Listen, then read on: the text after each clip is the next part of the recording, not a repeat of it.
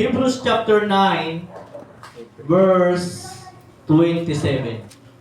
At kung paanong itinakda sa mga tao ang mamatay na minsan, at pagkatapos nito ay ang paghuhukom. The judgment after death. Yan. Ang paghuhukom pagkatapos ng kamatayan. Ito pong ating pag-aaralan, mga kapatid, ay isang bagay na kailangan pong malaman ng lahat ng tao.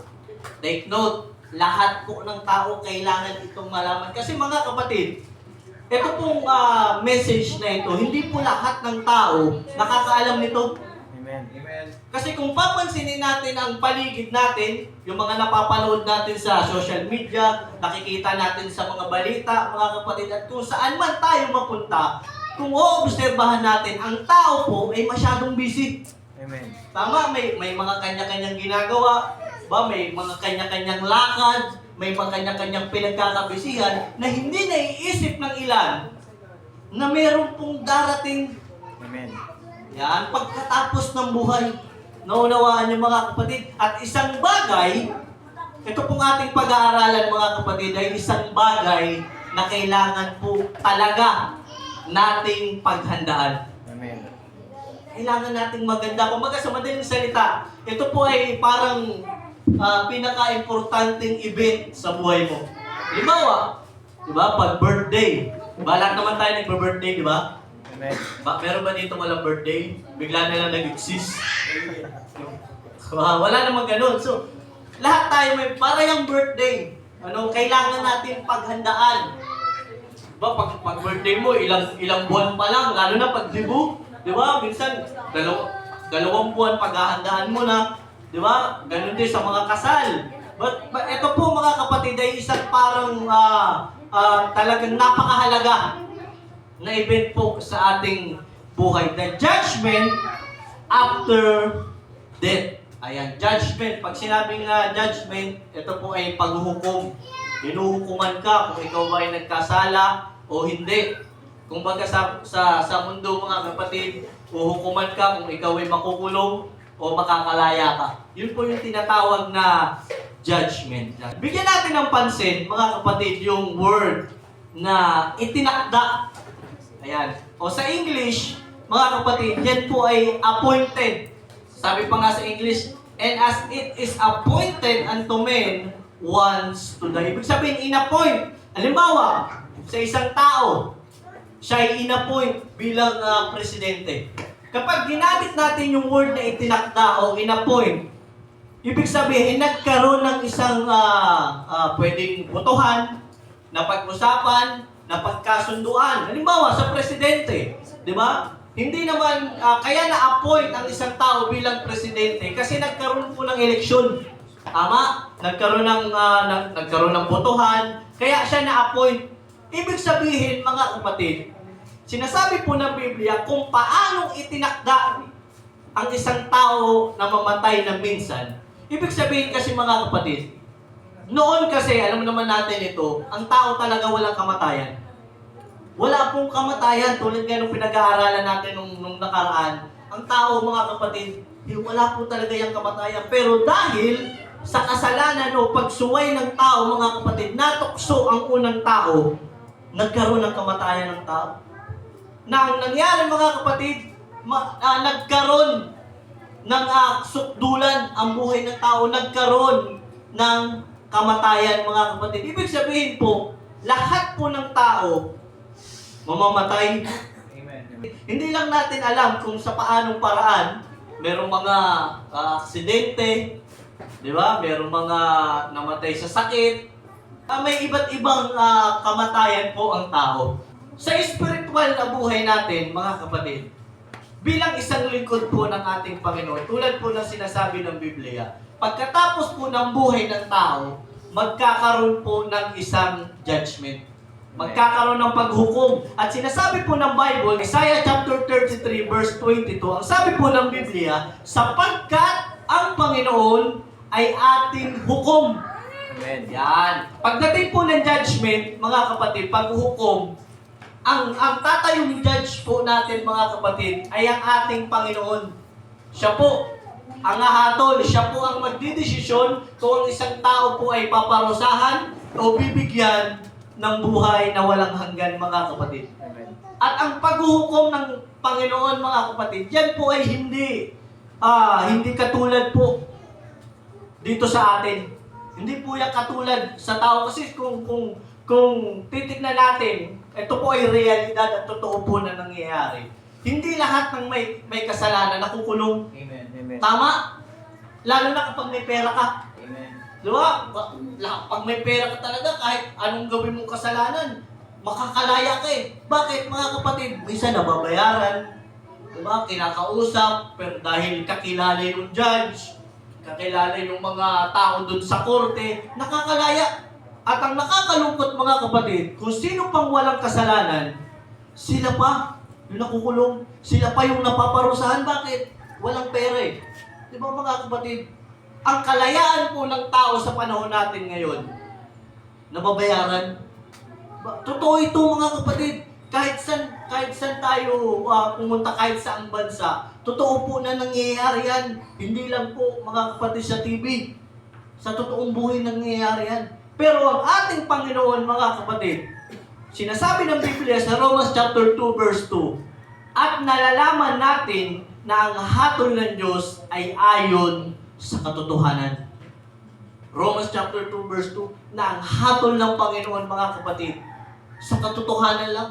Hindi natin mababayaran ng Diyos. Na sa oras na ikaw po ay humarap sa hukuman ng Panginoon, kung ikaw ay mayaman sa sanglibutan, hindi mo pwedeng isuhol sa Diyos yun. Kung marami kang kayamanan dito, marami kang mga ari-arian, marami kang kotse, marami kang bahay, na kapag ikaw ay humarap sa Panginoon, pwede mong isuhol sa Diyos yun. Hindi po mga kapatid, hindi po natin pwedeng gawin yun kapag ang hatol ng Biblia para lang po sa katotohanan. Kung ikaw ay nagkasala, kung ikaw ay namuhay ng makasalanan sa harapan ng Diyos, kung habang ikaw ay nabubuhay, ahatulan ka ng Panginoon na deserve mo kung ano yung para sa'yo. Amen. Kung ikaw ay naglingkod sa Panginoon ng maayos, inayos mo ang iyong buhay sa harapan ng Diyos, ibibigay ng Panginoon kung ano yung dapat na hatol sa'yo. Amen. Kasi ang hatol ng Diyos, mga kapatid, katotohanan lang. Amen. Hindi natin pwedeng suhulan, hindi natin pwedeng utusan ng Panginoon. Amen po mga kapatid, kahit anong achievement mo sa buhay, marami kang medal nung nag-aaral ka, marami kang certificate, nakakuha ka ng NC2, NC4, kung ano-ano mga kapatid. Sa madaling salita, lahat ng meron tayo dito sa sanglibutan, pagdating na panghuhukom, hindi mo yan pwedeng isuhol sa Diyos. Amen. Amen. Right. Hindi pwede, mga kapatid. Hindi po pwede. Dahil ang hatol ng ating Panginoon, mga kapatid, ang sabi diyan, nalalaman natin na ang hatol ng Diyos ay ayon sa katotohanan. At isang bagay pa, mga kapatid, kapag ang Diyos ay humatol, hindi po natin yan madadaya. Amen. Amen. Hindi natin yan madadaya. Tingnan niyo po mga kapatid, ang sabi ng Biblia, dito sa Hebrews chapter 4, verse 13, ang sabi diyan, at walang anumang nilalang na hindi nahahayag sa kanyang paningin. O, di ba? Mga kapatid, ulitin ko po. At walang anumang nilalang na hindi nahahayag sa kanyang paningin. Ngunit, ang lahat ng mga bagay ay hubad at hayag sa harapan ng mga mata ni ang ating pagsusulitan. O, mga kapatid, lahat ng bagay, anumang nilalang, ay hayag sa paningin ng Diyos. Amen. Nakikita ng Panginoon, mga kapatid. Kahit anong ginagawa mo, kahit saan ka pa naroon, nakikita ka ng Diyos. Ang sabi ng Biblia, mga kapatid, ang lahat ng bagay sa Panginoon ay hubad. Pag sinabing hubad, kita lahat, di ba? Ganun, mga kapatid. At sabi diyan, nahahayag sa mata ng Panginoon. Wala tayong maitatago kundi ito, mga kapatid, dito sa sanglibutan, maluloko mo ang tao. Ang Panginoon hindi. Amen. Hindi natin maluloko ang Diyos. Amen.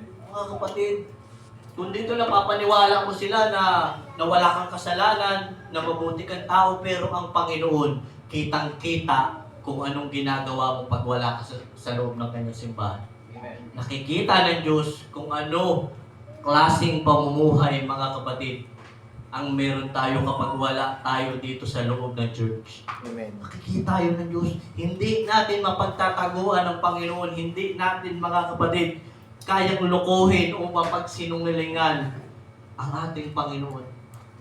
Hindi, mga kapatid. Kahit nga yung nilalaman ng puso natin, nakikita ng Diyos eh. Amen. Oo. Mga kapatid, kahit yung nilalaman ng puso, ngayong oras na ito, mga kapatid, nakikita ng Diyos kung sino talaga ang nakikinig na salita ng Panginoon. Amen. Nakikita ng Panginoon at nalalaman ng Panginoon kung ang puso ng isang tao sa lugar na ito ay para lang sa Kanya. Nakikita tayo ng Diyos. Hindi po natin maluloko ang Diyos. Amen. Kasi lahat ng bagay sinasabi po ng Biblia, hubad at hayag sa paningin ng Panginoon. Praise the Hindi Lord. po natin madadaya ang Diyos. Amen. Pwede ba natin palakpakan ng Panginoon? So ang tanong, paano ba o saan ba, mga kapatid, tayo hukuman ng ating Panginoon? Number one, according to our works. Amen. Ayan, ayon po sa ating mga gawa. Ayan, mga kapatid. Sabi ng Biblia dito sa Revelation chapter 20, verse 12. At nakita ko ang mga patay, malalaki at maliliit, na nangakatayo sa harapan ng luklukan at nangabuksan ang mga aklat. At nabuksan ang ibang aklat na siyang aklat ng buhay. At ang mga patay ay hinatulan ayon sa mga bagay na nasusulat sa mga aklat, ayon sa kanilang mga gawa. So ito po, mga kapatid, ay ang pinatutungkulan po ng bersikulo na ito ay yung mga tao na nangamatay. Mga namatay na, sa madaling salita. Ang sabi diyan, at nakita ko. Para po sa kaalaman ng bawat isa sa atin, lalo na sa ating mga bagong kapatiran, ang nagsasalita po dyan, ang sumulat po ng Revelation ay si John the Beloved. Yan, John the Beloved. Iba po si John the Baptist at iba rin po si John the Beloved. Si John the Beloved, mga kapatid, ay isang tao na pinakitaan ng Panginoon ng isang pangitain at ipinakita sa kanya kung ano ang mangyayari sa judgment. At isa sa nakita ni John the Beloved, mga kapatid, ay yung mga patay. Yung mga nangamatay na tao, mga kapatid, yung mga nauna sa atin. Sabi diyan, at nakita ko ang mga patay, malalaki at maliliit na nangakatayo sa harapan ng luklukan at nangabuksan ng mga aklat. So imagine niyo, mga kapatid, halimbawa, ito po medyo i-imagine lang natin para makita natin kung ano mangyayari po sa judgment. Halimbawa, ito yung luklukan ng Panginoon. Siyempre, nandiyan yung Diyos. Yung mga tao na nangamatay, nandiyan sila sa harapan. Sa harapan sila. At ang sabi diyan, mga kapatid, nung sila ay hatulan ng Panginoon, nabuksan ang mga aklat. Yan, mga kapatid, meron pong ito tandaan niyo po, pag dumating na po ang judgment ng Diyos, may mga aklat po na bubuksan. At ang sabi diyan, at nabuksan ng ibang aklat na siyang aklat ng buhay. Ito po yung tinatawag na Book of Life. Ayan, na kung saan, ang sabi diyan, nasabi diyan, at ang mga patay ay hinatulan ayon sa mga bagay na nasusulat sa mga aklat. Ibig sabihin, mga kapatid, lahat ng ginagawa natin dito sa mundo, mabuti man o masama, isinusulat po sa aklat na yon. Kaya nga, sa totoo lang, sabi diyan, nakita niyo yung mga patay, hinahatulan sila ng Panginoon. Malalaking tao, hindi ito yung matatangkad hindi rin ito yung maliliit. Yung mga tao na mga hari, mga presidente, mga ganito-ganyan, yung maliliit. Lahat, ibig sabihin, mayaman man o mahirap, huhukuman ka ng Diyos. Ayan, kahit sino yan, may kayamanan ka o wala, huhukuman ka ng Panginoon. Lahat tayo huhukuman ng Diyos. Ayon sa ating mga gawa. Ayan, mga kapatid, kapag tayo, mga kapatid, ay namatay, pagdilat ang mata mo, nasa hukuman ka ng Diyos. Kaya nga, mga kapatid, sa totoo lang, isang bagay na nakakalungkot, which is, totoo naman, totoo itong nangyayari mga kapatid, na kawawa yung mga tao na minsan nang naglingkod sa Panginoon, tapos biglang nag-backslide. Tapos nung nag-backslide sila, bigla silang namatay. Nakakalungkot yun mga kapatid. Diba? Isipin mo, 10 years kang naglingkod sa Diyos, binigay mo yung oras mo, yung effort mo, yung, alam mo yung 100%. Pero dahil sa hindi malamang dahilan nag-backslide ka, tapos nung nag-backslide ka, tapos bigla ka nang matay, mga kapatid, nakakalungkot yun. Kasi mga kapatid, ayon nga sa mga napapakinggan nating marangaral, which is totoo naman mga kapatid eh. Hindi ka huhukuman ng Diyos sa kung paano ka nagsimula. Huhukuman ka ng Panginoon kung paano mo tinapos. Amen. Kung ano yung kalagayan mo mga kapatid. Kung ikaw man ay namatay, kung ikaw man ay inabutan ng rapture mga kapatid, doon ka huhukuman ng Panginoon. Kung namatay ka na naglilingkod ka sa Panginoon, hahatulan ka ng Diyos doon. Pero ang nakakalungkot, kung ikaw ay mamatay tapos wala ka sa Panginoon, diba mga kapatid? Ikaw ang isa sa mga worshiper, isa ka sa mga ang gagaling mo mag-encourage, diba? Tapos magbabackslide ka lang mga kapatid. Sayang. Naunawaan niyo mga kapatid. Sayang po yung ating mga ginawa kung magbabackslide din naman pala tayo.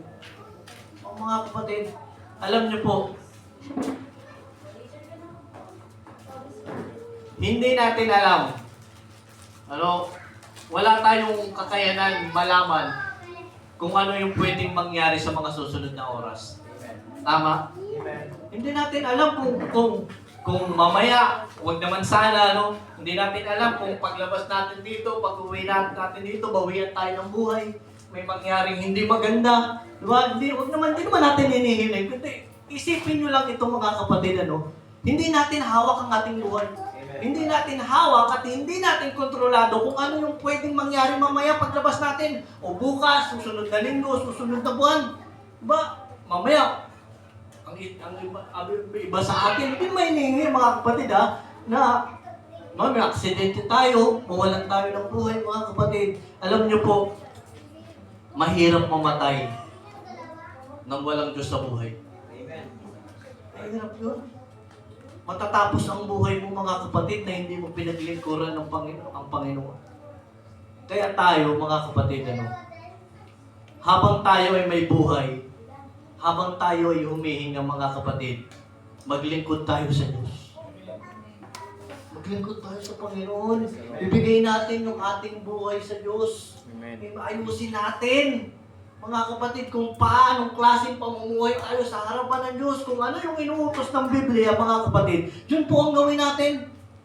Sa loob at labas ng simbahan na ito, mga kapatid, sundin natin ang utos ng Diyos. Ayusin natin ang ating mga pamumuhay sa harapan ng ating Panginoon. Kasi nga, hindi natin alam kung anong pwedeng mangyari. Kung ikaw ay naglingkod sa Panginoon, alam mo sa sarili mo na ibinigay mo ang lahat sa Diyos, at kung ikaw ay mamatay, may assurance ka. Amen. Diba meron ka kasiguraduhan na yung kaluluwa na meron ka, makakasama sa kaharian ng Panginoon. Diba mga kapatid? Maglingkod tayo sa Panginoon, mga paglingkuran natin ang Diyos na may katapatan at kaseryosohan. Magkaiba kasi yung naglilingkod ka lang. Pero yung may katapatan at kaseryosohan, mga kapatid, yun yung hinahanap ng Panginoon. Kasi ito totoo naman talaga na nangyayari mga kapatid. Hindi naman talaga lahat ng tao na nasa loob ng church ay talagang naglilingkod sa Panginoon. Totoo yan mga kapatid, hindi naman sa nanghuhusga. Hindi naman sa ginajudge natin itong mga tao lang to. Kahit ako mga kapatid Di ba mga kapatid, walang pwedeng makapagsabi. Di ba? Kahit ako hindi ako pwedeng humatol sa inyo, kayo hindi kayo pwedeng humatol sa akin, mga kapatid. Di ba? Pero ang totoo talaga, hindi po lahat na nasa loob ng church talagang isip na sa Panginoon. Kaya maglingkod tayo sa Panginoon, mga kapatid, na may katapatan at kaseryosohan. Kasi mahirap yun hindi na nga maganda yung mamatay ka na walang Diyos. ang hindi pa mas maganda mga kapatid, yung na nasa loob ka nga ng church, naglilingkod ka nga sa loob ng church, pero walang kaseryosohan at mamatay ka. Diba? Isipin mo, gumagawa ka dito sa loob ng church, mga kapatid, nag-worship ka, kumakanta ka, umaawit ka, pero walang kaseryosohan at walang katapatan at bigla ka namatay, mga kapatid. Walang kasiguraduhan dun. Diba, mga kapatid? Walang kasiguraduhan dun. Kaya ang pinakamagandang gawin natin, mga kapatid, paglingkuran natin ang Diyos na may katapatan at kaseryosohan. Yung totoo. Kasi ito pong bagay na ito, ang paglilingkod po sa ating Panginoon, mga kapatid, hindi po ito isang laro. Amen. Hindi po ito laro na pag ayaw mo na, uwi ka na. Diba? Pag nasaktan ka na, umiyak ka na, tigil ka na. Di ba yung mga bata, kapag umiyak ka nasaktan, tama na laro, pinapauwi na. Di ba mga kapatid, hindi po ganun. Ito po ay seryosong bagay na kailangan po natin bigyan ng kaseryosohan. Amen. Ang paglilingkod sa Panginoon, mga kapatid, sapagkat ang impyerno, hindi po biro. Amen. Totoo, ang impyerno, mga kapatid. Amen. Hindi po yun na kapag nainitan ka, aahon ka. So, mga kapatid, nilagay ka doon sa impyerno, ang init, aahon ka. Hindi po yun ganun. Habang buhay po yun. Amen. Sa oras na ikaw, mga kapatid, ay hindi naglingkod ng maayos sa Panginoon. So, ulitin ko, mga kapatid, ang isang tao ay huhukuman ng Diyos according to His word. Ayon sa kanyang mga gawa. Kung paano siya namuhay, anong ginawa niya, mga kapatid, dito sa sanglibutan habang siya po ay nabubuhay. Number 2, with every secret thing. With every secret thing, o yung mga bagay na tago. Yan. Ang sabi ng Biblia kanina na ating nabasa, lahat ng bagay na ahayag sa Diyos. Lahat ay hubad, lahat ay hayag sa paningin ng ating Panginoon. Uhukuman tayo ng Panginoon sa mga kubling bagay. Buksan po natin ang ating Biblia dito sa Ecclesiastes chapter 12, verse 14. Babasahin ko po, mga kapatid, pakinggan nyo na lamang. Ang sabi diyan, sapagkat dadalhin ng Diyos ang bawat gawa sa kahatulan, pati ng bawat kubling bagay, maging ito'y mabuti o maging ito'y masama. Sa madaling salita, uhukuman ka ng Diyos sa mga bagay na ginagawa mo na hindi nakikita ng mata ng tao. Kung ang tao, mga kapatid, ay mapagtataguan natin, kung ang mga tao, mga kapatid, ay maluloko natin, ang Panginoon po hindi. Amen. Kahit anong tago mo, kahit saan ka pumunta, kahit sa sulok ng mundo, mga kapatid, pumunta ka, magtago ka sa ilalim ng tulay, sa kanal, magtago ka kung kaya mo, nakikita ka pa rin ng Diyos dun.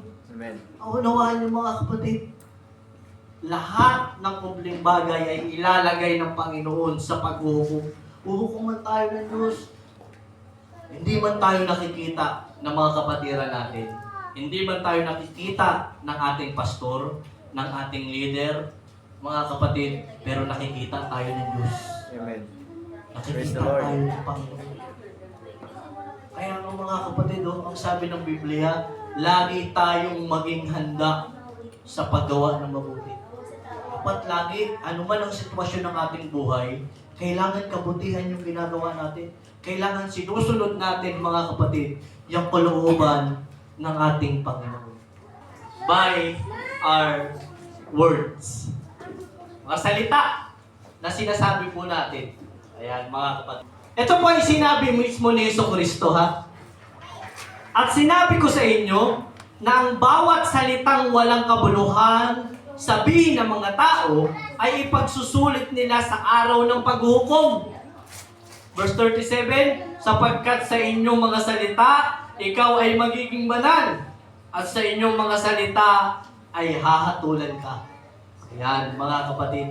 Lahat ng salitang lalabas po sa ating bibig, hahatulan po tayo dyan. Kung ikaw ang pagsasalita mo man ay hindi maganda, kung ikaw ay mahilig magmura, kung ikaw ay mahilig manakit ng ibang tao sa pamamagitan ng iyong mga salita, mga kapatid, hahatulan din tayo ng Diyos. Kung yan man ay mabuti o masama. Amen? Yung mga sinasabi natin na ipagsusulit po natin yan sa hukuman ng ating Panginoon. Kung paano ka magsalita, kung ikaw ba yung tipo ng tao, mga kapatid, na sa magkakaibigan, pag-usapang mga kabalastugan, nangunguna ka pa. Ay naku mga kapatid, hindi po ganyan ang Kristiyano. Diba? Kapag ikaw ay sa loob ng sa magkakatrabaho, magkakaibigan, mga kapatid, kapag ikaw ay isang Kristiyano, mga kapatid, hindi ka dapat naririnigan, hindi ka dapat, mga kapatid, nagsasalita ng mga bagay na hindi po maganda. Lalo na pag kilala kang Kristiyano ka, di ba? Tapos kapag nagkwento ka, hindi mawawala ng mura, yung tuldok mo, mura, di ba? Ang saya-saya nito. Di ba? Kada salita mo may mura. Yan, pumunta tayo sa ganito. Kuman tayo ng Panginoon sa lahat ng ating mga sinasabi. Take note, naririnig man yan ng tao o hindi. Mga kapatid, basta yung salita na yan ay lumabas sa bibig mo, marinig man yan ng tao o hindi, huhukuman ka ng Diyos dyan. Amen. Kung yan man ay mabuti o masama, kasi may mga tao, di ba, na, dyan, ayun na naman ako, mag-aano na naman. Diba? Hindi naman naririnigin ng tao eh. Ang makakarinig ng Panginoon. Amen. Kung mabuti man yan o masama. Pero alam nyo ba mga kapatid? Ang kaibahan sa paghahatol ng Panginoon kapag ikaw ay napatunayan na ikaw ay may kasalanan. Alam nyo po kung ano? Ang sabi po ng Bible, dagat-dagatang nagniningas sa apoy at asupre. Doon walang comfort. Amen. Doon walang sarap, mga kapatid. Walang pagkain.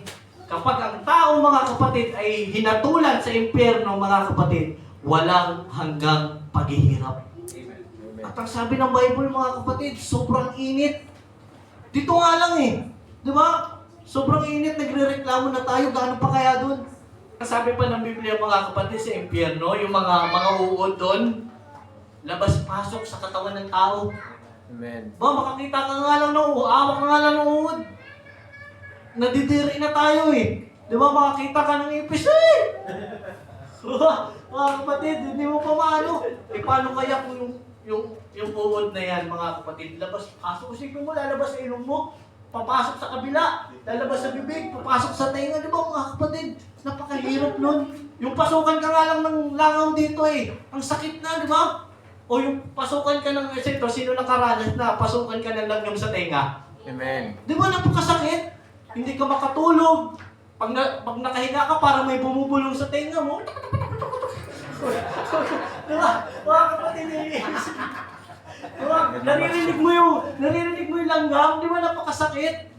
Paano pa kaya kapag labas-pasok? Mga kapatid, ang uod sa katawan mo.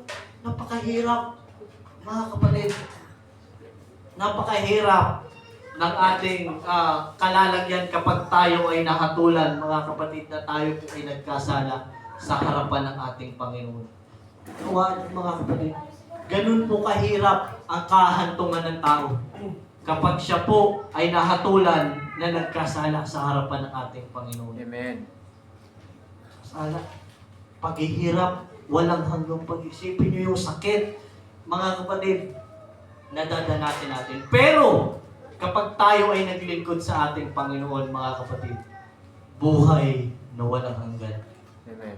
Walang hanggang kalayaan, mga kapatid, ang ating matatamo at matatanggap sa harapan ng ating Panginoon. So ngayon, sa ating pagtatapos, mga kapatid, Hebrews chapter 9, verse 27. Dito natin ito tatapusin, mga kapatid. At kung paanong itinakda sa mga tao ang mamatay na minsan, at pagkatapos nito ay ang paghuhukom. Bigyan natin ng pansin, mga kapatid, yung word na mamatay na minsan. Kung babasahin kasi natin yan sa English, ang sabi dyan, and as it is appointed unto men once to die. Ibig sabihin, mga kapatid, ang tao, isang beses lang po yan mamamatay. Naunawaan yung mga kapatid. ang sabi diyan, there's a judgment after death. Kapag ikaw ay namatay, mga kapatid, merong paghuhukom na haharapin ka. At kapag ang kamatayan, mga kapatid, ay dumating po sa isang tao, there is no second chance. Amen. Wala na pong second chance. Right. Na kapag namatay ka, may nakalimutan kang gawin, mabubuhay ka, wala pong ganun. Hindi po nangyayari sa totoong buhay. Yung napapanood natin sa mga movie, sa mga pelikula. Amen. Diba mga kapatid, kapag hindi pa tapos ang misyon niya, mabubuhay siya, papabalikin siya sa kanyang katawan, hindi po totoong nangyayari yun. Kapag ang isang tao, mga kapatid, ay namatay sa totoong buhay, wala na pong second chance. At totoo po yung sinasabi ng pelikula na wala pong rewind sa buhay. Amen. Amen. Wala pong rewind. Kapag ikaw ay namatay, mga kapatid, tapos na. Kung paano ka natapos, doon ka huhukuman ng ating Panginoon. Doon ka huhukuman ng Diyos. Unawahan yung mga kapatid kung paano natin ginamit ang ating mga buhay sa harapan ng Panginoon. Kung tayo ba ay naglingkod sa Panginoon, nakatulang ka ng Diyos dyan. Kung ikaw man, mga kapatid, ay kung ano-anong ginawa mo bukod sa paglilingkod sa Panginoon, mas inuna mo pa yung mga bagay na gusto mo kaysa sa gusto ng Panginoon, nakakatulad ka ng Diyos dyan. Amen. Mga kapatid. Pero alam niyo ba may good news? Amen. Alam niyo ba may good news? Mga kapatid. Pwede ba tayong tumayo? Gusto niyo malaman yung good news? Amen. Pwede ba lahat tayo sumigaw ng praise the Lord? Praise the Lord. Isa pa, praise the Lord! Praise the Lord. Palakpakan natin ang ating Panginoon, mga kapatid. Alam niyo ang good news? Buhay pa tayo. Amen. Amen? Amen. Meron pa tayong lakas. Meron pa tayong pagkakataon, mga kapatid, para ayusin ang ating mga buhay sa harapan ng Panginoon. Lord, Amen. Amen. Meron pa tayong hinihinga, mga kapatid. Meron pang oras para ayusin ang mga pagkakamali natin sa harapan ng Amen. Diyos. Kung tayo man ay nagkulang, mga kapatid, sa harapan ng Panginoon, it is about the time para bumawi Amen. sa Praise Panginoon. the Lord. Kung hindi mo nagagawa yung kalooban ng Diyos, mga kapatid, ito na yung tamang oras para bumawi sa Panginoon. Amen. Kasi hindi natin alam, mga kapatid, kung ano yung pwede mangyari mamaya, susunod na araw. Pero ang pinakamaganda doon, mga kapatid, sa oras na ito, Panginoon, ibibigay ko ang buhay Praise the Lord. sa iyo. Amen, mga kapatid. Kasi kapag tayo ay namatay, mga kapatid, wala na pong ikalawang pagkakataon. Kung tayo man ay abutan ng kamatayan, mga kapatid, hindi na po tayo pwedeng humingi ng second chance. Mahirap mamatay nang walang Kristo sa buhay, mga kapatid. Amen. Mas mahirap mamatay na hindi natin naayos ang ating mga sarili sa harapan ng Diyos. Amen. Kaya sa oras na ito, mga kapatid, kung meron pa tayong natatago sa puso natin at isipan natin na hindi pa natin nahihingi ng tawad sa harapan ng Panginoon, humingi na tayo ng tawad sa Panginoon ngayon. Amen. Praise the Lord. Ito na yung tamang pagkakataon. Ito na yung tama at ibinigay ng Panginoon sa bawat isa sa atin para ayusin ang ating mga buhay sa harapan ng Diyos. And for the last verse, mga kapatid, before we worship our God, sa Romans chapter 2, verse 7, ang sabi po ng Bible, sa mga nagsisipagtiyaga sa mabubuting gawa, sa paghanap ng kaluwalhatian at puri at ng di pagkasira, ay buhay na walang hanggan. Purihin po natin ang ating Panginoon. Amen. Praise the Praise the Lord. Lord.